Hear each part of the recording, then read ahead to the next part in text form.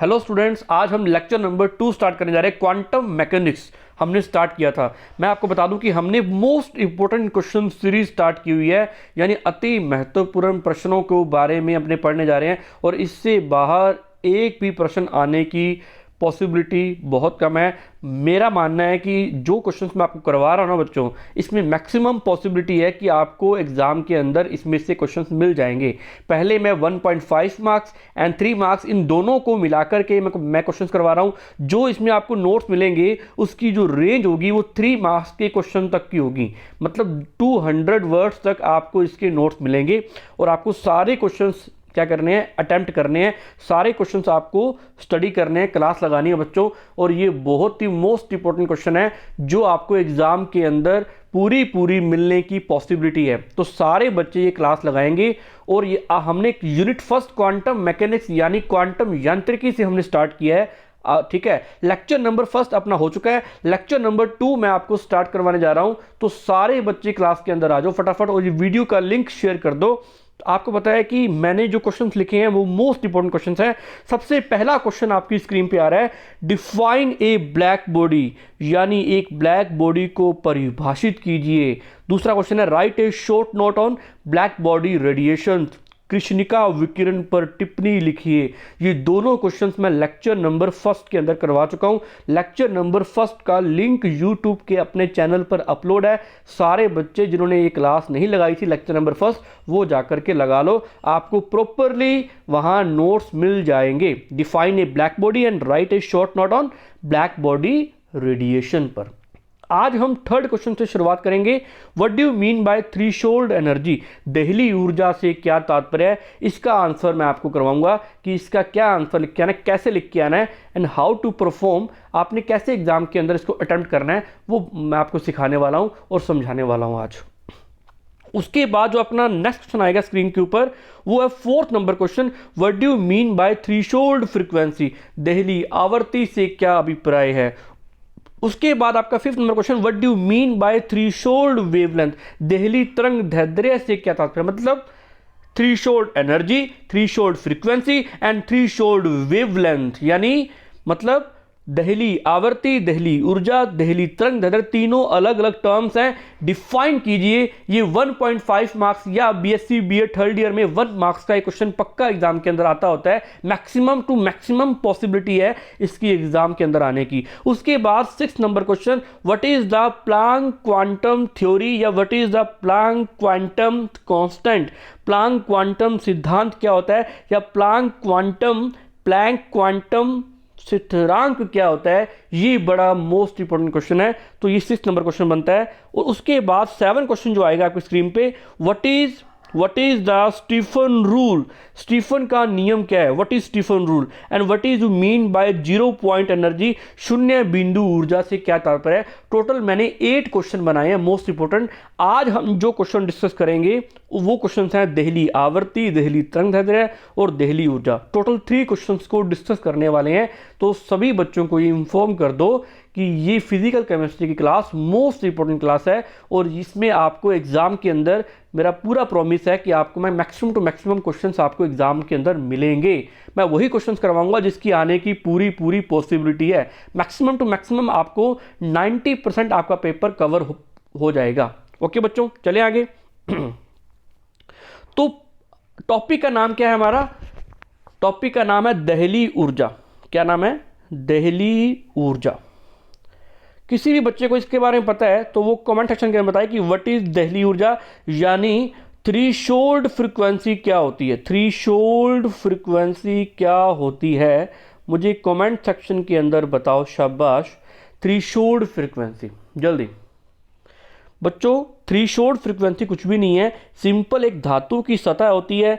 जब इस पर प्रकाश की किरणें पड़ती हैं, जब इसमें प्रकाश की कोई भी विकिरण पड़ती है, जब प्रकाश की रेडिएशन इंसिडेंट होती है, तो उस टाइम रिक्वायर्ड एनर्जी क्या, 1 इलेक्ट्रॉन को रिमूव करने के लिए इस धातु की सतह से, इस सरफेस ऑफ मेटल से 1 इलेक्ट्रॉन को रिमूव कराने के लिए रिक्वायर्ड एनर्जी, आवश्यक ऊर्जा की मात्रा दहली ऊर्जा कहलाती है। It is known as threshold energy, threshold energy बोलते हैं, दहली ऊर्जा कहते हैं। मतलब समझे कि ऐसी प्रकाश की विकिरण या ऐसी लाइट की रेडिएशन जो किसी मेटल से 1 इलेक्ट्रॉन को रिमूव कराने के लिए रिक्वायर्ड होती है, जो इंसिडेंट होती है, उसकी जो ऊर्जा होती है, वो एनर्जी होती है, उसको थ्रेशोल्ड एनर्जी कहते हैं। अगर अपने इसकी डेफिनेशन को पढ़ें, बिल्कुल ईजी वे में लिखा हुआ है, the minimum energy required to free an electron from the surface of a metal, the value of that minimum energy is called threshold energy, और फंडामेंटल एनर्जी भी बोलते हैं अपने इसको, फंडामेंटल एनर्जी भी। यानी हिंदी में डिफाइन करूं, किसी इलेक्ट्रॉन को किसी धातु की सतह से मुक्त करने के लिए जितनी न्यूनतम ऊर्जा की आवश्यकता होती है, उस न्यूनतम ऊर्जा को मान को दहली ऊर्जा या कार्यफलन कहते हैं, या फंडामेंटल एनर्जी भी कहते हैं। मतलब minimum energy required to free an electron from the surface of metal, मतलब धातु की सतह से एक इलेक्ट्रॉन को निकालने के लिए, फ्री करने के लिए required minimum energy known as threshold energy या फंडामेंटल एनर्जी, या उसे कार्यफलन ऊर्जा कहते हैं। ये डेफिनेशन हुई आपकी कंप्लीट। ओके, तो सपोज दैट अगर इसके अपने मैथमेटिकली रिप्रेजेंट करें, how to represent in mathematically form, गणितीय रूप में इसे कैसे प्रदर्शित कर सकते हैं। Suppose that the value of fundamental energy of an electron is W, मतलब जो उसके कार्यफलन का मान है, जो फंडामेंटल एनर्जी की वैल्यू कितनी है, W। It is represented bye the following formula. माना किसी इलेक्ट्रॉन का कार्यफलन का मान W है, तो उसे अपने निम्न सूत्र के द्वारा प्रदर्शित करेंगे। सूत्र क्या होगा, W is equal to HV0। HV0, W is equal to क्या हो जाएगा, HV0, इसके बराबर हो जाएगा। मतलब जो एनर्जी हमें फंडामेंटल एनर्जी रिक्वायर्ड होती है, वो HV0 के इक्वल होती है। इसको कई बुक्स में इसको न्यू भी बोल देते हैं, लेकिन इसको V0 भी बोल सकते हैं, बात एक ही है, HV0। Okay, HV0। यहां पर H क्या है, यहां H इज अ प्लांक नियतांक, V0 क्या है, दहली आवर्ती है। Here H is Planck constant and V0 threshold energy, threshold frequency. यहाँ V0 क्या है, एक थ्रेशोल्ड यानी दहली आवर्ती का मान है। यदि दहली तरंग दैर्ध्य का मान लैम्डा नोट हो और दहली ऊर्जा व कार्यफलन का मान निम्न होगा। मैं क्या कह रहा हूं, यदि दहली तरंग दैर्ध्य का मान लैम्डा नोट होना, अगर लैम्डा नोट से रिप्रेजेंट करते हैं दहली तरंग दैर्ध्य को, if the value of threshold wavelength is represented by lambda naught, the value of threshold energy work function is given by the following formula. एक अनदर फॉर्मूला होगा, W is equal to HC upon lambda naught, है ना। Lambda note मतलब क्या है कि जो new की वैल्यू होती है वो क्या होती है, C अपॉन लैम्डा होता है। वो हमने यहाँ पुटअप कर दिया। न्यू की वैल्यू क्या होती है, C अपॉन लैम्डा। यानी अगर मैं न्यू नोट की बात करूँ तो न्यू नोट मतलब क्या होता है, C अपॉन लैम्डा नोट। हमें ज़्यादा डीप नहीं जाना, हमने सिर्फ डेफिनेशन क्लियर करी, क्योंकि इसके एग्जाम में डेफिनेशन आती है और इससे कुछ भी नहीं आता। मतलब क्या है कि ये जो वर्क का ये जो फंडामेंटल एनर्जी का फॉर्मूला जिसको अपने W से रिप्रेजेंट किया, जो दहली ऊर्जा का सूत्र जिसको अपने W से रिप्रेजेंट किया है, वो क्या था, अपना फॉर्मूला था H न्यू नोट बोल दो या H न्यू बोल दो, बात एक ही है। H न्यू नोट बोल दो या HV नोट बोल दो, एक ही बात है। तो H न्यू नोट से रिप्रेजेंट करते हैं। हमें पता है कि न्यू नोट की वैल्यू क्या होती है, न्यू नोट की वैल्यू होती है C upon lambda note, C upon lambda note. तो C अपॉन लैम्डा नोट की वैल्यू हमने यहाँ पुटअप कर दी, और क्या आ गई वैल्यू उसकी निकल के, उसकी वैल्यू आ गई ये निकल के C अपॉन लैम्डा नोट। तो फाइनलाइज हमारा ये सूत्र आ गया। तो आपने एग्जाम के अंदर ये वाला सूत्र लिख करके आना है, ये हमारा फाइनलाइज फॉर्मूला निकल के आ गया। तो हमारा थ्रेशोल्ड एनर्जी, फंडामेंटल एनर्जी, दहली ऊर्जा टॉपिक कंप्लीट हुआ। बिल्कुल शॉर्ट टॉपिक है, बिल्कुल इसका अगर इसका क्वेश्चन आया तो बड़ा शॉर्ट टाइप या स्मॉल टाइप क्वेश्चन आएगा। एक छोटा सा 1.5 मार्क्स या 1 मार्क्स का ऐसा क्वेश्चन आएगा एग्जाम के अंदर। चलते हैं बच्चों आगे। तो ये कंप्लीट हुआ बच्चों, समझ में आया, जल्दी बोलो शाबाश। चलिए आगे। यहाँ पर C क्या है बच्चों, इसमें जो C आया है, C इज अ प्रकाश का वेग, यानी वेलोसिटी ऑफ लाइट, जिसकी वैल्यू क्या होती है 3 × 10⁸ मीटर पर सेकंड होती है। ये एग्जाम के अंदर आपने इतना लिख के आना है। चलो चलते हैं आगे। आगे बच्चों आती है वैल्यू थ्रेशोल्ड फ्रीक्वेंसी की। चलें बच्चों आगे। बच्चों यहां पर एक पिक नहीं आई, थोड़ा सा यहाँ पर एक ड्रॉबैक हो गया, कोई दिक्कत नहीं है, एक डेफिनेशन और तुम्हें करवाने जा रहा हूँ थ्रीशोल्ड फ्रीक्वेंसी की। अब थ्रीशोल्ड फ्रीक्वेंसी टॉपिक शुरू हो रहा है। On the other hand to release an electron, बात देखो बच्चों वही बनेगी, थ्रीशोल्ड एनर्जी से ही थ्रीशोल्ड फ्रीक्वेंसी कोरिलेटेड है। सुनो, on the other hand to release an electron from the surface of metal, किसी भी मेटल की सरफेस से इलेक्ट्रॉन को रिमूव करवाने के लिए the radiation of the minimum frequency required, हमने यहां पर फ्रीक्वेंसी वर्ड ऐड कर दिया, मतलब minimum frequency required to free the electron is the required frequency of radiation called the threshold frequency. मतलब हम जब भी किसी भी मेटल पर कोई भी मेटल है, इसमें से आपको इलेक्ट्रॉन को रिमूव कराना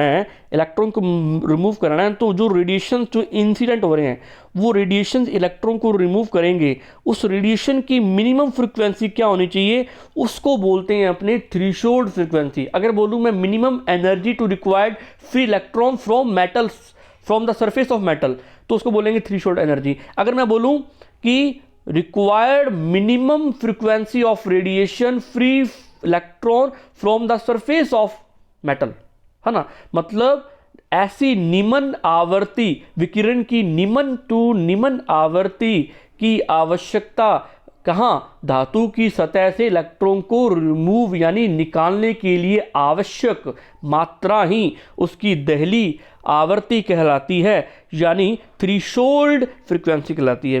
हिंदी में डिफाइन करें, अर्थात धातु की सतह से किसी इलेक्ट्रॉन को मुक्त कराने के लिए न्यूनतम वह आवर्ती का विकिरण जो इलेक्ट्रॉन को मुक्त कराने के लिए आवश्यक हो, विकिरण की उस आवश्यक आवर्ती को दहली आवर्ती कहते हैं। बच्चों बात समझ में आई, उससे मिलती जुलती ही डेफिनेशन है।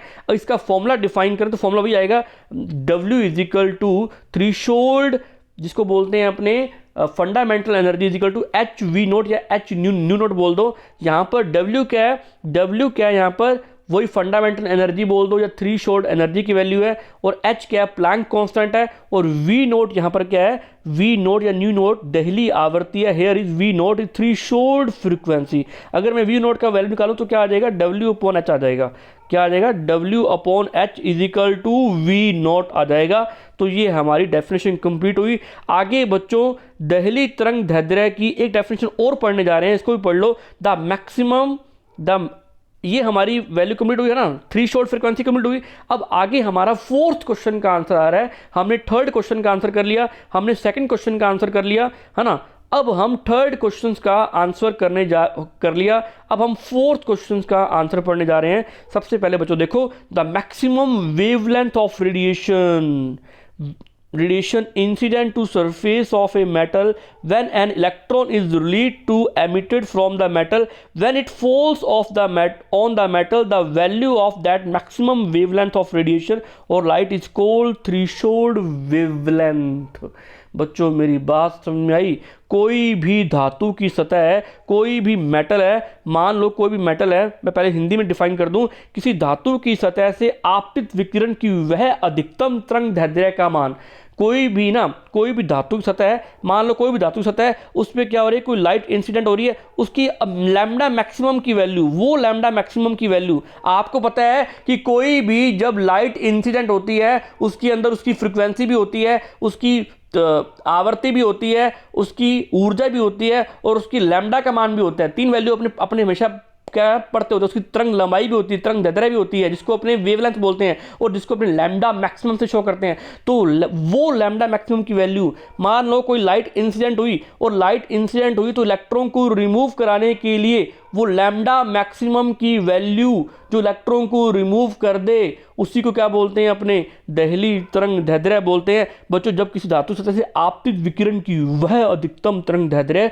जो जब धातु पर वह गिरती है तो धातु से इलेक्ट्रॉन मुक्त या उत्सर्जित हो जाता है, और विकिरण या प्रकाश की उस अधिकतम तरंग दैर्ध्य के मान को दहली तरंग दैर्ध्य के नाम से जाना जाता है, जिसको अपने लैम्डा नोट से रिप्रेजेंट करते हैं। वही फॉर्मूला कार्यफलन का W is equal to HC upon lambda naught. Lambda naught यहाँ पर दहली तरंग दैर्ध्य है, जिसको थ्रेशोल्ड वेव फ्रीक्वेंसी के नाम से भी जाना जाता है। बच्चों तीनों की तीनों डेफिनेशन में ये फॉर्मूला सेम रहेगा, W is equal to HC upon lambda naught. Lambda naught का मतलब क्या है बच्चों, lambda naught is the threshold wavelength देहली तरंग दैर्ध्य का मान है, h यहाँ पर प्लैंक कांस्टेंट है, c यहाँ पर क्या है वेलोसिटी ऑफ लाइट यानी प्रकाश का वेग है। तो आप हर डेफिनेशन में c क्या है, h क्या है, लैम्डा नॉट क्या है, w क्या है, सारी चीजें डिफाइन करके आऊंगे बच्चों। ओके, तो आपको अगर मैं तीनों डेफिनेशन को एक साथ समझाऊं तो मैं कैसे इलेबोरेट करूंगा बच्चों।